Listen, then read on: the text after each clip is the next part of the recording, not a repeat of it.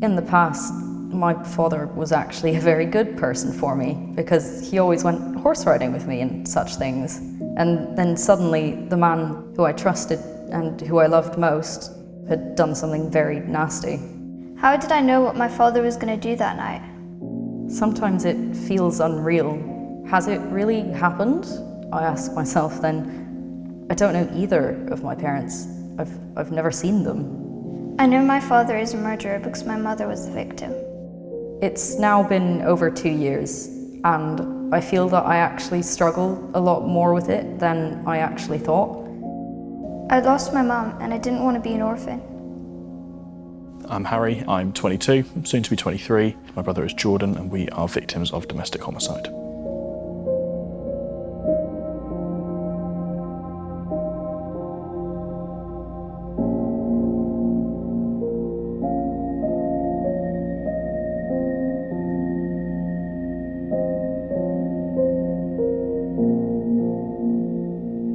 My name is Jordan Bradbury. I am 21 years old and I am a victim of domestic homicide where my dad killed my mum.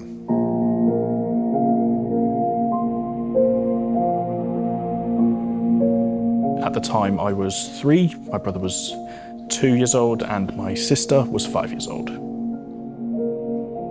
I think seeing other families with, I guess, a full set of parents was very challenging, very difficult, especially at a young age, not really understanding why.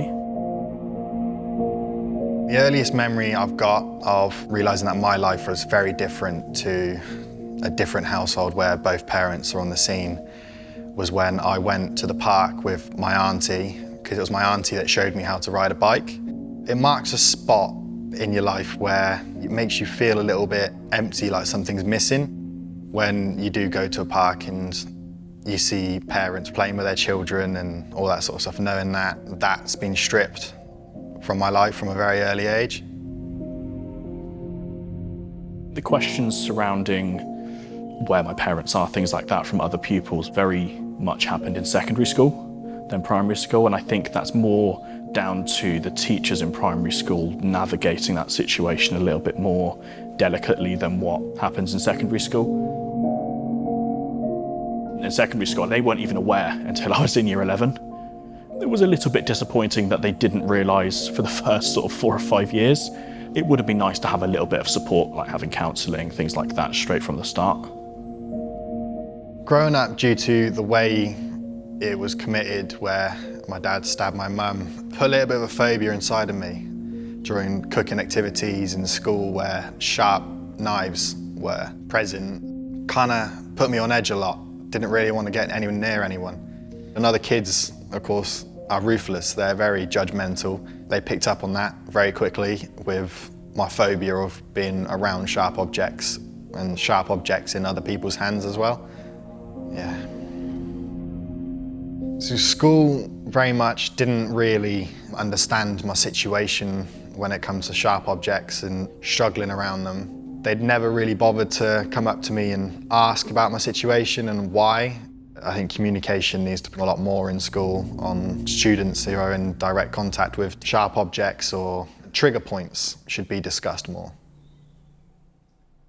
There are so many therapeutic opportunities at school. School staff have the opportunity to really help children to recover from these experiences. So often children feel isolated and alone, and that's the very moment when they actually need the people they know, love and trust to step forwards and step towards them. Sometimes schools will misunderstand the reactions that children have to trauma. They have this high level of arousal. That might mean they're more anxious, that might mean they're more angry, and that's not a behaviour problem. That's actually a direct result of the trauma that they've experienced. Now, family members may be well placed to provide that help and support, but they may have their own challenges. They may have their own grieving process going on. They may have their own trauma they're dealing with. So it might be that children, young people will benefit from having another adult in their lives that they can talk things through with, that they can take this intense, confusing set of feelings and thoughts and memories from their mind and get them out in the open. But they can do that only with the help that can be provided by others around them to support them to get through these difficulties.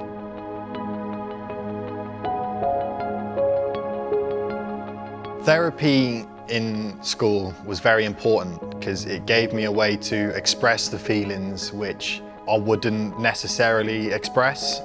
So having a quiet place to go to just for a break from big classrooms was very helpful. I was lucky with how it's turned out for me. My grandparents were there for me. They took us in. They raised us as if we were their own kids.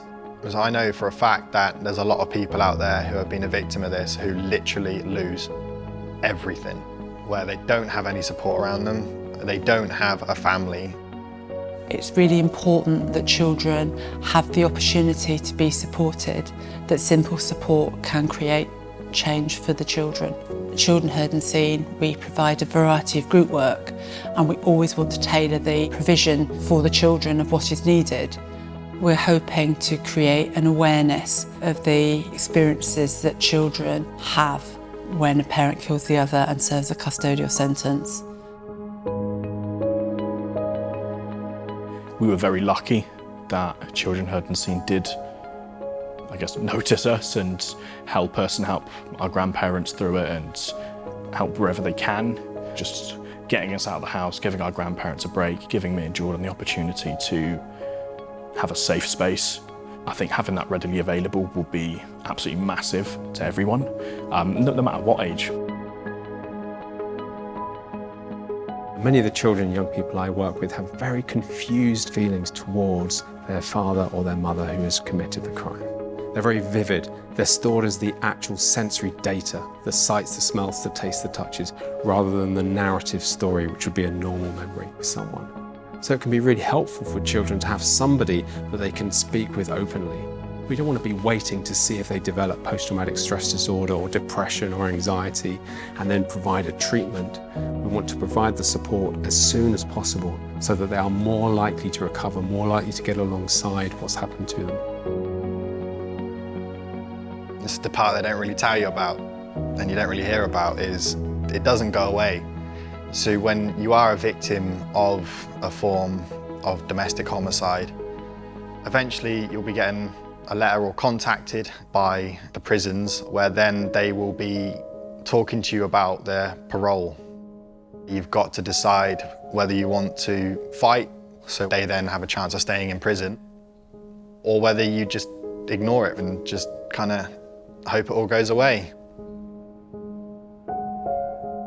I don't deem my dad as being fit for release, so I will be fighting that. I think the parent that goes to prison that still having the parental responsibilities is, in my opinion, insane. Especially when it comes to sort of domestic homicide and even just sort of domestic violence in general. It can be very damaging. Over the past couple of years, I've campaigned for a family in North Wales, and I successfully got to the point where I had legislation brought into effect which covers the issue of Jade's Law. This is now legislation, and what it covers is the element of parental responsibility. It was to take away the parental responsibility from the murderer, but this was not to take away the rights of the child.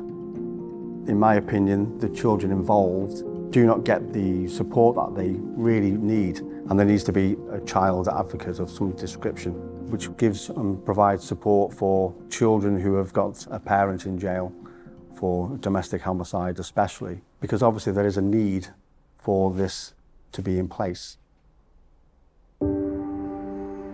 My total end goal of doing this film, being here now, is I want to voice it to governments, whoever can make a difference. You need to get better help out there for people who have been affected by all this. The schools, because they don't know how to handle it. More harsher punishments on the criminal and more things in place to protect the victims from when that person could be coming back out of prison, and the people who are looking after the kids who have been a victim of all this, putting steps in place for the victims right from when it's happened right the way up to when that person could be coming out. I can definitely confidently say I wouldn't be here now without my grandparents. As much of a difficult childhood we had, they were definitely the cornerstone of it, and we wouldn't be here without them. As siblings, I doubt we'd even be in the same family as such. And having children heard and seen there as well, even if it did come a little bit later on, was crucial. I think that there's a lot of change that does need to happen. I just hope that as many people as possible get the same support if needed.